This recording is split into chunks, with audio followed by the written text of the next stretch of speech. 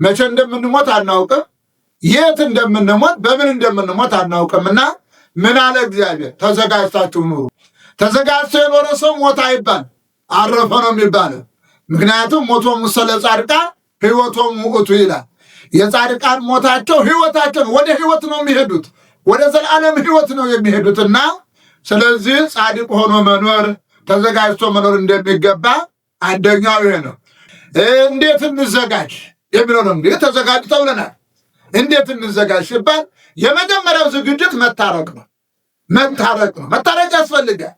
በየቤታችን፣ በየጎረቤታችን፣ በየዘመድ አዝማዱ፣ በየማህበረሰቡ ውስጥ ብዙ ቂም በቀላ ያ መወገድ አለበት። ማንም ከእንግዲህ ወዲያ ያለውን የነገውን አያውቅም። ምን ይግጠመው፣ ምን ያገኝ፣ ምን ይጣ አያውቅም። ስለዚህ የነገውን ስለማናውቅ የመዳን ቀን መቼ ነው? የመዘጋጀት ቀን መቼ ነው? ዛሬ ነው። ንስሐ መግቢያው መቼ ነው? ሥጋው ደሙ መቀበያው መቼ ነው? መታረቂያው መቼ ነው? መልካም ሥራ መስሪያው መቼ ነው ሲባል ዛሬ ነው።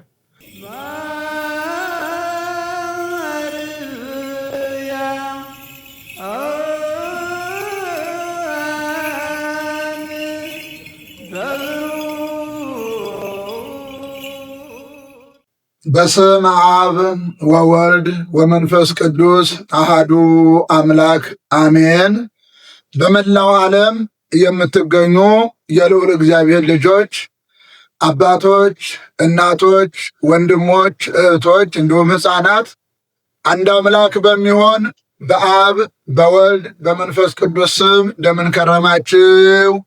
አምላካችን መድኃኒታችን ፈጣሪያችን ኢየሱስ ክርስቶስ ሁላችንንም በያለንበት ጠብቆ ለዛሬዋ ዕለት ስላደረሰን በፍጥረቱ አንደበት ስሙ እስከ ዘላለም የተመሰገነ ይሁን። ተዘጋጅታችሁ ኑሩ። የማቴዎስ ወንጌል ምዕራፍ 24 ከቁጥር 44 ላይ፣ የሉቃስ ወንጌል ምዕራፍ 12 ከቁጥር 40 ተጽፎ የምናገኘው ኃይለ ቃል ነው። ተዘጋጅታችሁ ኑሩ። እንግዲህ ተዘጋጅቶ መኖር እንደሚገባ የእግዚአብሔር ቃል ይነግረናል። ይህንን ቃል የተናገረው አምላካችን መድኃኒታችን ፈጣሪያችን ኢየሱስ ክርስቶስ ነው። ይህንንም የተናገረው ለእኛ ስለሚራራልን፣ እኛን ስለሚወደን፣ በኃጢአት እንዳንጠፋ፣ በበደል እንዳንጠፋ፣ በልዩ ልዩ ምክንያት ከእሱ ተለይተን እንዳንጠፋ አንድም ኃጢአተኛ በኃጢአቱ እንዲሞት አልወድም ይላልና እግዚአብሔር የእኛን መጥፋት አይወድምና በንስሐ እንድንመለስ፣ በእርቅ እንድንመለስ፣ ወደ ሥጋው ደሙ እንድንቀርብ፣ የዘላለምን ሕይወት እንድናገኝ አሁን ባለን ዘመን ተዘጋጅተን እንድንኖር ነው ይህንን ቃል የተናገረው። ይህንን ቃል መጥምቀ መለኮት ቅዱስ ዮሐንስም አስተምሮታል። በማቴዎስ ወንጌል ምዕራፍ 3 በሉቃስ ወንጌል ምዕራፍ 3 ላይ ሁለቱንም ምዕራፎች ስንመለከት የመጥምቀ መለኮት ቅዱስ ዮሐንስን የአዋጅ ትምህርት እንመለከታለን። በዛ ቃል ላይ ምን ይላል? የጌታን መንገድ አዘጋጁ፣ ጥርጊያው ይስተካከል፣ አባጣው ጎባጣው ይስተካከል፣ እሾሁ ይወገድ፣ እነሆ ንጉሥ እየመጣ ነውና መንገዱን አስተካክሉ በማለት ሕይወት የተባለውን መንገድ የተባለውን ሕይወታችንን ማስተካከልና መዘጋጀት እንዳለብን በደንብ አድርጎ መጥምቀ መለኮት ቅዱስ ዮሐንስ አስተምሮናል። ታዲያ ለመጥምቀ መለኮት ቅዱስ ዮሐንስ ምስጢሩን የገለጸ እግዚአብሔር እሱ ራሱ ደግሞ ለእኛ አስተማረ። ለምን ተዘጋጁ አለ? ይህንን እንመለከታለን። አንደኛ ለምን ተዘጋጁ አለን። ሁለተኛ እንዴት እንዘጋጅ፣ ሶስተኛ ደግሞ መቼ እንዘጋጅ የሚለውን ከብዙ በጥቂቱ እንመለከታለን። ጌታችን መድኃኒታችን ኢየሱስ ክርስቶስ ተዘጋጁ ሲል ለምንድን ነው ተዘጋጁ ያለን ስንል፣ አንደኛ የምንሞትበትን ዕለት ስለማናውቀው፣ የምንሞትበትን ዕለቱን ብቻ ሳይሆን መቼ እንደምንሞት፣ እንዴት እንደምንሞት፣ በምን እንደምንሞት ስለማናውቅ እንግዲህ የሰው ልጅ ታውቃላችሁ፣ ሁላችንም በምን እንደምንሞት አናውቅም። መቼ እንደምንሞትም አናውቅም። የት እንደምንሞትም አናውቅም። ቤታችን ይሁን፣ መንገድ ላይ ይሁን፣ ቆላ ይሁን፣ ደጋ ይሁን፣ ከተማ ይሁን፣ ገጠር ይሁን፣ በምን ይሁን፣ የት ይሁን አናውቅም። በምን እንደምንሞትም አናውቅም። ታመን ይሁን በአደጋ ይሁን በልዩ ልዩ መከራ ይሁን አናውቅም። በዓለም ላይ እንደምታዩት የተፈጥሮ አደጋ አለ፣ የሰው ሰራሽ አደጋ አለ፣ ብዙ ድንገታዊ የሆኑ ነገሮች አሉ። ከነዛ ሁሉ እንግዲህ በየትኛው እንደምንሞት አናውቅምና እንግዲህ ዕለቱን አናውቅም፣ መቼ እንደምንሞት አናውቅም፣ የት እንደምንሞት በምን እንደምንሞት አናውቅምና ምን አለ እግዚአብሔር? ተዘጋጅታችሁ ኑሩ። ዕለተ ሞታችሁን አታውቁምና፣ በምን እንደምትሞቱ አታውቁምና፣ መቼ እንደምትሞቱ አታውቁምና ተዘጋጅታችሁ ኑሩ አለ። ስለዚህ የምንሞትበትን ዕለት ስለማናውቅ ተዘጋጅተን መኖር እንዳለብን ይህንን ነግሮናል። ምክንያቱም በሌላ ቦታ ሲያስተምር ሌባ መቼ እንደሚመጣ እንደማይታወቅ ሁሉ ሞትም መቼ እንደሚመጣ አይታወቅምና በየትኛው የዕድሜ ክልል እንደሚመጣ እናውቀው። በሕፃንነታችን ይሁን በወጣትነታችን ይሁን በሽምግልና ጊዜያችን ይሁን መቼ እንደሆነ ልክ እንደ ሌባ ሳይታወቅ ሌባ እንደሚመጣ ሁሉ ሞትም ድንገት ይመጣልና ድንገት ከሚመጣባችሁ ሞት ታመልጡ ዘንድ ተዘጋጅታችሁ ኑሩ ይላል። ተዘጋጅቶ የኖረ ሰው ሞት አይባል አረፈ ነው የሚባለው። ምክንያቱም ሞቶሙ ለጻድቃን ሕይወቶሙ ውእቱ ይላል። የጻድቃን ሞታቸው ሕይወታቸው ወደ ሕይወት ነው የሚሄዱት፣ ወደ ዘላለም ሕይወት ነው የሚሄዱትና ስለዚህ ጻድቅ ሆኖ መኖር ተዘጋጅቶ መኖር እንደሚገባ አንደኛው ይሄ ነው። ሁለተኛው ዕለተ ምጽአትን ስለማናውቅ ዕለተ ምጽአትን አናውቅ። እንግዲህ ዕለተ ምጽአት መቼ እንደሆነ በየትኛው ሌሊት እንደሆነ በየትኛው ጊዜ እንደሆነ አናውቅምና ዕለተ ምጽአትን አንድም የሰው ዕለተ ምጽአቱ ዕለተ ሞቱ ነው። ስለዚህ ዕለተ ምጽአትን ስለማናውቅ ተዘጋጅታችሁ ኑሩ፣ ያ የማታውቁት ዕለት ሳይደርስባችሁ ሳይመጣባችሁ ተዘጋጅታችሁ ኑሩ ብሎ አስተማረ። ሌላው ከሚመጣው ቁጣ ከሚመጣው ፍርድ ለማምለጥ ነው። ከሚመጣው ፍርድ እንድናመልጥ። ምክንያቱም ጌታችን መድኃኒታችን ኢየሱስ ክርስቶስ ከአሁን በፊት የመጣው ለማዳን ነው። ከአሁን በፊት የመጣው ለማዳን ነው። ወኩሉ ፍጥረት ተፈስሐ በምጽአትከ ይላል። ፍጥረት ሁሉ በመምጣት ተደሰተ። ምክንያቱም ለማዳን ነው የመጣው። የሞቱትን ለማዳን፣ የራቁትን ለማቅረብ፣ የተበተኑትን ለመሰብሰብ ስለሆነ የመጣው ያ መምጣቱ ለፍጥረታት ሁሉ ደስታ ነበር። አሁን የሚመጣው ግን ለፍርድ ነው። ለፍርድ ስለሚመጣ ከሚመጣው ፍርድ ከሚመጣው ቁጣ ታመልጡ ዘንድ ተዘጋጅታችሁ ኑሩ። እግዚአብሔርሰ ገሃደ ይመጽእ ወአምላክነ ኢያረምም እሳት ይነድድ ቅድሜሁ ይላል። ለፍርድ በሚመጣ ጊዜ ለሁሉም እንደየሥራው ይከፍለዋል፣ ዝም አይልም። እሳት በፊቱ ይነዳል። ያን ጊዜ አስፈሪ ይሆናል።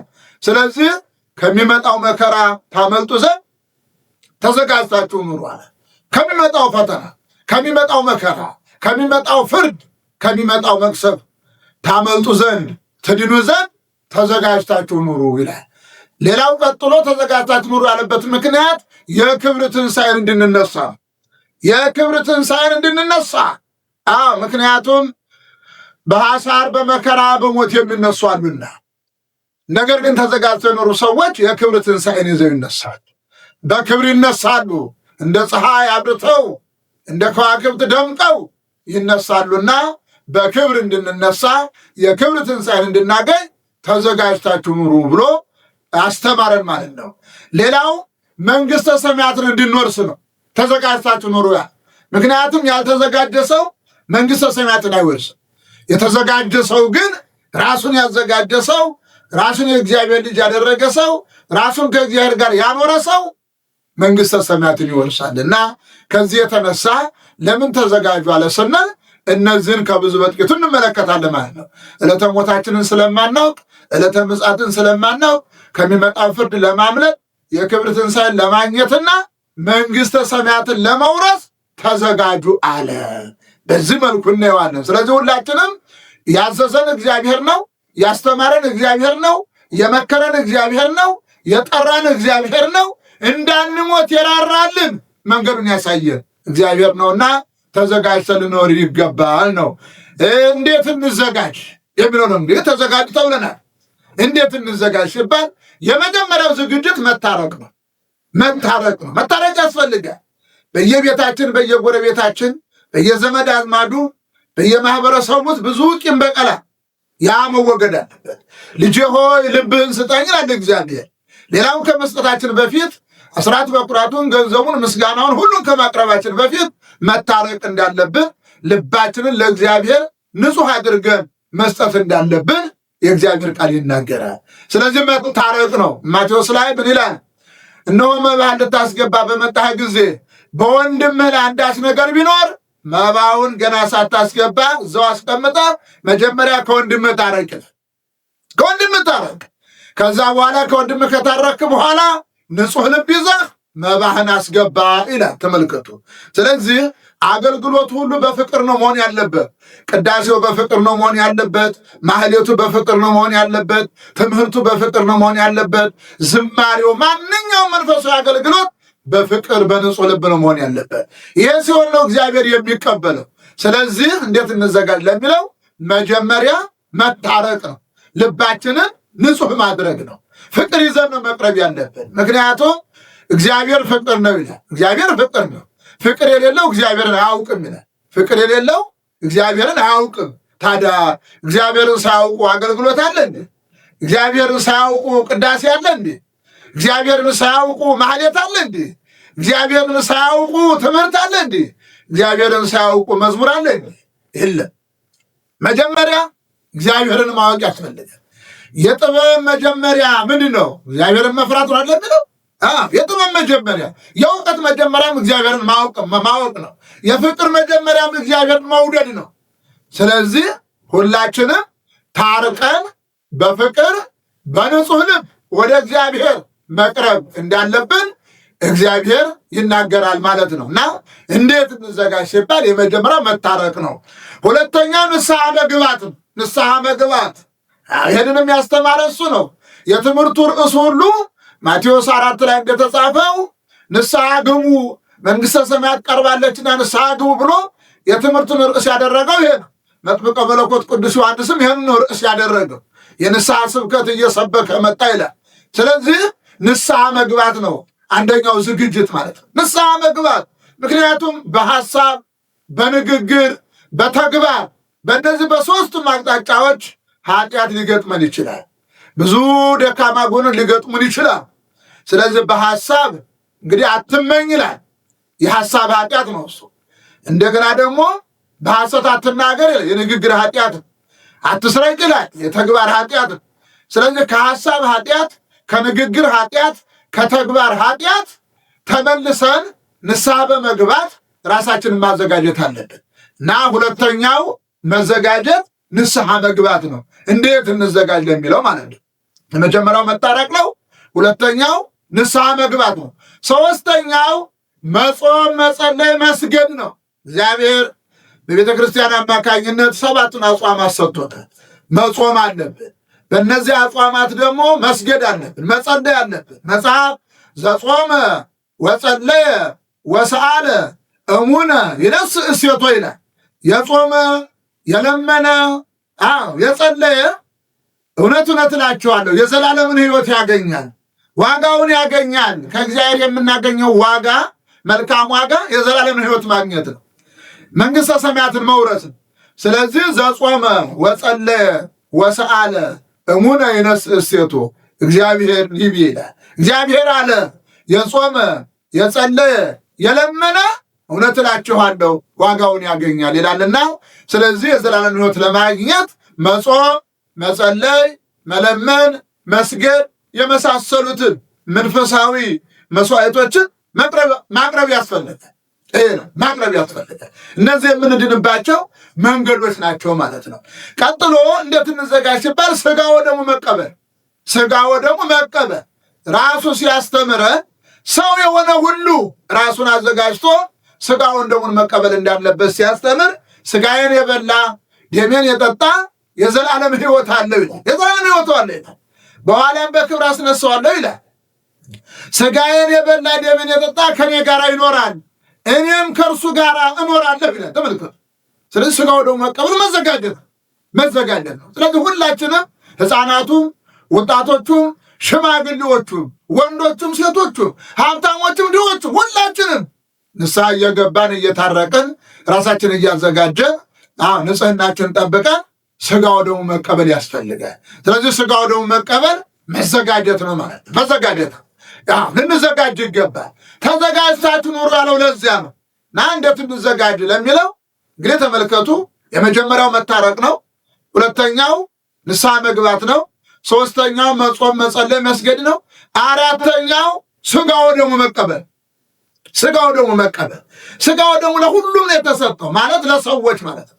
ለመላእክት አልተሰጠም፣ ለእንስሳት አልተሰጠም፣ ለአዕዋፋት ለአራዊት አልተሰጠም።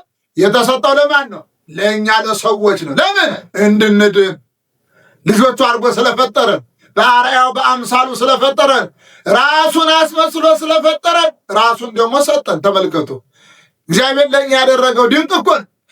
ሲፈጥረን ራሱን አስመስሎ በአርአያው በአምሳሉ ፈጠረን። ሲያድነን ደግሞ ራሱን ሰጠን። ይኸውላችሁ ሲፈጥረን እሱን አስመስሎ ፈጠረን። ሲያድነን ደግሞ እኛን መስሎ አዳነን። እንዲህ አይነት ምስጢር እንዲህ አይነት ትስስር ያለው ሕይወት ስለሆነ ከእግዚአብሔር ጋር ያለን ግንኙነት ሁላችንም ስጋው ደሙ መቀበል ያስፈልጋል እና ለእኛ ለሰዎች ነው ስጋው ደሙን የሰጠን በኃጢአት እንዳንሞትበት፣ በኃጢአት እንዳንቀርበት፣ እንዳንለየው፣ ከእሱ ጋር እንድንኖር፣ ከመላእክት ጋር እንድንኖር። ሰማይና ምድር ያልፋሉ፣ ይህ ትውልድ ግን ቃሌ ግን አያልፍም ብሏል። እንደ መላእክት ይኖራሉ፣ ከመላእክት ጋር ይኖራሉ ብሎ ነው የተናገረው። ስለዚህ ቃሉ ሰው መላእክት እንደማያልፉ ነግሮናልና ቃሉ ምግብ ሆኖን፣ ቃሉ ልብስ ሆኖን፣ ቃሉ ቤት ሆኖን ከመላእክት ጋር እግዚአብሔርን እያመሰገንን እንደምንኖር ስለነገረ ስላስተማረ ከዛ ማህበር እንዳንለይበት ተዘጋጅታችሁ ኑሩ አለ። የመጨረሻው እንዴት እንዘጋጅ ሲባል መልካም ስራ መስራት ነው። በተለይ በዕለተ ምጽአት ብንጠየቃቸው መልካም ስራዎች አሉ። የማቴዎስ ወንጌል ምዕራፍ 25 ላይ ስናነብ በመጨረሻ ላይ ሲጠይቅ ምንድን ነው ያለው? ብራብ አብልታችሁኛል፣ ብጠማ ጠጥታችሁኛል፣ እንግዳ ብሆን ተቀብላችሁኛል፣ ብታመም ብታሰር መጥታችሁ ጠይቃችሁኛል ይላል። እንዴ አሉ ጻድቃን፣ መቼ አይተንህ ተቀበልንህ? መቼ አይተንህ አበላንህ አጠጣንህ አለበስንህ? መቼ አይተንህ ታመህ ታስረህ ጠየቅንህ? ይሉታል። ከወንድሞቼ ለአንዱ ያደረጋችሁት፣ ከታናናሾቹ ለአንዱ ያደረጋችሁት ለእኔ ያደረጋችሁታል። አያችሁ፣ ለሰው የምናደርገው በጎ ነገር ለእግዚአብሔር ማድረግ። በሌላ ቦታ መጽሐፍ ምን ይላል? እነሆ ለችግረኛ የሰጠ ለእግዚአብሔር አበደረ ይላል። የመጸወተ ለእግዚአብሔር አበደረ። እግዚአብሔር ያስቀምጠዋል በኋላ ሊከፍለን ማለት ነው። ስለዚህ ለሰው ያደረጋችሁት ለእኛ ያደረጋችሁት ይላልና መልካም ስራ ከቆረብን በኋላ ቁጭ ማለት የለም። መልካም ስራ መስራት ያስፈልጋል። እንደው ቆረብን ማለት ቁጭ ማለት አይደለም። ከቆረብን በኋላ ለመልካም ስራ መሽቀዳደም አለብን። ከክፉ ነገር የራቃችሁ ሁኑ፣ ለመልካም ነገር ግን የፈጠናችሁ ሁኑ ይላልና ሁላችንም በእውነት እግዚአብሔር ተዘጋጅታችሁ ኑሩ ስላስተማረ መዘጋጀት አለብንና እንዴት እንዘጋጅ የሚለውን አሁን አይተናል። መታረቅ፣ ንስሐ መግባት፣ መጾም፣ መጸለይ፣ መስገድ፣ እንደዚሁ ስጋው ደሙ መቀበል እና መልካም ስራ መስራት። እግዚአብሔር የሚወደውን ስራ፣ ሰዎችም የሚወዱትን ስራ፣ እግዚአብሔርን ደስ የሚያሰኘውን ስራ፣ ለሰዎችም የሚጠቅመውንና ሰዎችን ደስ የሚያሰኘውን ስራ መስራት ያስፈልጋል። ሰዎች ለእናንተ ሊያደርጉላችሁ የምትወዱትን እናንተም ለነሱ አድርጉላቸው ይላል። ሰዎች በእናንተ ላይ ሊያደርጉባችሁ የማትወዱትን በሰዎች ላይ አታድርጉ ይላል። እንግዲህ ብሉይ ኪዳንም ሐዲስ ኪዳንም ሕግም ወንጌልም ይህን በዚህ ታስሯል ይላል። ተመልከቱ፣ ማሰሪያው ይሄ ነው። የመልካም ስራችን ማሰሪያው ለሰው በጎ ማድረግ ነው። ሰውን በምድር ላይ ማስደሰት እግዚአብሔርን ማስደሰት፣ ሰውን በምድር ላይ መበደል እግዚአብሔርን ማሳዘን። ስለዚህ ለእግዚአብሔር በጎ ስራ ስንሰራ እግዚአብሔርን ማስደሰት ነው እና እንደ አይነቱን በጎ ስራ ልንሰራ ይገባል። ምክንያቱም በመጽሐፍ ቅዱስ ላይ ምን ይላል? እንግዳ መቀበልን አትርሱ። አንዳንዶች እንግዳ በመቀበል መላእክትን ተቀብለዋልና መልካም ስራን አትርሱ። መልካም ስራ የሰሩ ሰዎች እግዚአብሔርን ተቀብለዋልና እንደ አይነቱ መስዋዕት አለው መልካም ስራ። እንደ አይነቱ መስዋዕት እግዚአብሔር ደስ ያሰኘዋልና እግዚአብሔር ደስ ያሰኘዋልና። ስለዚህ እንዴት እንዘጋጅ ለሚለው በእንዲህ መልኩ መዘጋጀት እንዳለብን እግዚአብሔር አስተምሮናል። ሌላው መቼ እንዘጋጅ እንግዲህ ሁላችንም ሰምተናል።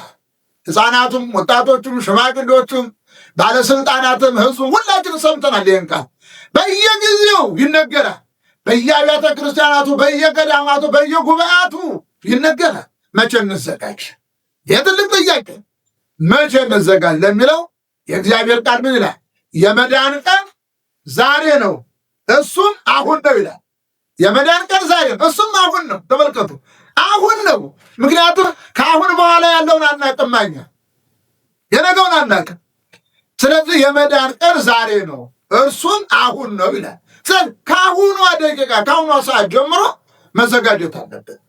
ሁላችንም በየንስሐ አባታችን ንስሐ መግባት፣ ሁላችንም በየመምህሮቻችን የእግዚአብሔር ቃል መማር አለን። ሁላችንም ወደ ቤተክርስቲያን መገስገስ አለብን። ምክንያቱም ከቤተክርስቲያን መቅረት የለብንም። አንዳንዴ ስራ በዝቶ እንደዛ ምክንያቶችን እንፈጥራለን። ሞት ሲመጣ በምክንያት መዳን ይቻላል? በምክንያት መቅረት ይቻላል? ኧረ ስራ አለብኝ፣ ኧረ ድርጅት አለኝ፣ ኧረ ባለስልጣን ነኝ፣ ኧረ ባለሀብት ነኝ ማለት ይቻላል? ሁሉን ትተን ነው ውልቅ ከምንለው። ታዲያ ለእግዚአብሔር ቤት ከ10 ቀን አንዷን ቀን መስጠት እንዴት አቃተን? ተወገው ከእግዚአብሔር ቤት መቅረት የለብን። ከ10 አንድ የእግዚአብሔር ከ10 አንድ ሲባል ገንዘብ ብቻ አይደለም። ከ10 ቀን አንዷ ቀን የእግዚአብሔር ናት። ከ10 ሰዓት አንዷ ሰዓት የእግዚአብሔር ናት። ከ10 ሳምንት አንዷ ሳምንት የእግዚአብሔር ናት። ከ10 ወር አንዱ ወር የእግዚአብሔር ነው። ከ10 ዓመት አንዱ ዓመት የእግዚአብሔር። ስለዚህ አስራት በኩራት ሲባል ገንዘብ ብቻ አይደለም። ከዕለታትም ከሰዓታትም ከሳምንታትም ከወራትም ከዓመታትም ከ10 አንድ የእግዚአብሔር፣ ከ10 እርምጃ አንዷ እርምጃ የእግዚአብሔር ናት። ወደ እግዚአብሔር ቤት የምንሄድባት እርምጃ ናት። ስለዚህ ከ10 ቀን አንዷን ቀን ለእግዚአብሔር መስጠት ያስፈልጋል። ያ ነው 9ኙን ቀን ከሰራን በቂ ነው። በእውነት እሱን እግዚአብሔር ይባርክልን። በረከት ሁሉ ከላይ ነው የሚለው። አዎ ከኛ አይደለም። የሚመካ ቢኖር በእግዚአብሔር ይመካ ነው የሚለው። ተመልከቱ፣ በጉልበታችን አንመካ፣ በስልጣናችን አንመካ፣ በሀብታችን አንመካ፣ በእውቀታችን አንመካ፣ በልዩ ልዩ ማንነታችን አንመካ። የሚመካ ቢኖር በእግዚአብሔር ይመካ ይላል። ተመልከቱ፣ እግዚአብሔር ሲረዳን ነው ሁሉ ነገር የሚቃናውና ከ10 ቀን አንዷ ቀን የእግዚአብሔር ናት። ወደ ቤተ እግዚአብሔር መሄድ ያስፈልጋል። ሌላው ዛሬ መቼ እንዘጋጅ ለሚለው ዛሬ ነው። ሌላው እንግዲህ የመዳን ቀን ዛሬ ነው፣ እሱም አሁን ነው ይላል መጽሐፍ ቅዱስ። ሌላው እግዚአብሔር አሁን እያየን የት እንዳለን አሁን እያየን ነው። እግዚአብሔር ተለይቶን አያውቅም። ኃጢአትም ስንሰራ ያየናል፣ ጽድቅም ስንሰራ ያየናል። ኃጢአት ስንሰራ ይታገሰናል፣ ጽድቅ ስንሰራ ደግሞ ይደሰታል። ተመልከቱ። ስለዚህ ወደ ንስሐ እንድንመለስ ይታገሳል፣ የንስሐ ዘመን ይሰጠናል። አሁን እግዚአብሔር እያየን ስለሆነ፣ አሁን እየተመለከተን ስለሆነ፣ አሁን በፊቱ ስላለ፣ ስለዚህ መቼ እንዘጋል? አሁን። ለምን? እግዚአብሔር እያየን ነዋ። ለምን እግዚአብሔር እያየን እናሳድረዋለን? ለዛ ነው ስትጣሉ እንኳ ፀሐይ ሳይገባ አሁኑ ታረቁ ነው የሚለው። ኃጢአትም ስትሰሩ አሁኑ ንስሐ ግቡ ነው የሚለው። ምክንያቱም አሁን እግዚአብሔር እያየን ስለሆነ፣ አሁን በእግዚአብሔር ፊት ስለሆነ ማለት ነው። ያለ እግዚአብሔር ምንም ማድረግ እሱም ብሏል፣ እኔ ወይን ግንድ ነኝ እናንተ ቅርንጫፎች ናችሁ፣ ያለ እኔ ምንም ልታደርጉ አትችሉም ይላልና አሁን እግዚአብሔር እያየን ስለሆነ መቼ እንዘጋጅ ለሚለው አሁን ነው መዘጋጀት ያለብን። ይሄ ነው አሁን ነው መዘጋጀት ያለብን። ሌላው እንግዲህ የነገውን ስለማናውቅ ነው። የነገውን አናውቅም። ተመልከቱ፣ ማንም ከእንግዲህ ወዲያ ያለውን የነገውን አያውቅም። ምን ይጠመው፣ ምን ያገኝ፣ ምን ይጣ አያውቅም። ስለዚህ የነገውን ስለማናውቅ የመዳን ቀን መቼ ነው? የመዘጋጀት ቀን መቼ ነው? ዛሬ ነው። ንስሐ መግቢያው መቼ ነው? ሥጋው ደሙ መቀበያው መቼ ነው? መታረቂያው መቼ ነው? መልካም ሥራ መስሪያው መቼ ነው ሲባል ዛሬ ነው። ስለዚህ ዛሬውኑ ልንመለስ ይገባል። ዛሬውኑ ሰውነታችን ልናጥብ ይገባል። ዛሬውኑ ልባችን ንጹሕ ማድረግ ይገባልና ስለዚህ መቼ እንዘጋጅ ለሚለው ዛሬ ነው። የያዕቆብ መልእክት ምዕራፍ 4 ከቁጥር 13 ከ14 ስታነቡ እናንተ በራሳችሁ ሐሳብ ነገ ይህን እናደርጋለን፣ ነገ እንነግዳለን፣ ነገ እናተርፋለን፣ ነገ ከተማ እንሄዳለን፣ ነገ ገጠር እንሄዳለን፣ ነገ ቆላ እንወርዳለን፣ ደጋ እንወጣለን ትላላችሁ። ይሄ የነገውን የታውቃላችሁ። በዚህ ፋንታ ግን ይላል፣ በዚህ ፋንታ እግዚአብሔር ቢፈቅድ በሉ ይላል። እግዚአብሔር ቢፈቅድ ይህን እናደርጋለን። እግዚአብሔር ቢፈቅድ እንነግዳለን። እግዚአብሔር ቢፈቅድ እናርሳለን፣ እንቆፍራለን፣ እንዘራለን፣ እናጭዳለን። እግዚአብሔር ቢፈቅድ ለእኛ የሚሆነውን ነገር ሁሉ እናሟላለን ብላችሁ ተናገሩ እንጂ እኛ ይህን እናደርጋለን አትበሉ። የነገውን አታውቁምና የነገውን አታውቁም። ስለዚህ የነገውን አናውቅምና መዘጋጀት ያለብን መቼ ነው? ዛሬ ነውና ጌታችን መድኃኒታችን ኢየሱስ ክርስቶስ ለእኛ ለልጆቹ ለሚወደን በአርአያው በአምሳሉ ለፈጠረ እንደዚሁም ራሱ ወዶ ላዳነን ለእኛ ለልጆቹ ምን አለ? ተዘጋጅታችሁ ኑሩ ይላልና እንግዲህ ለምን ተዘጋጅታችሁ ኑሩ አለ?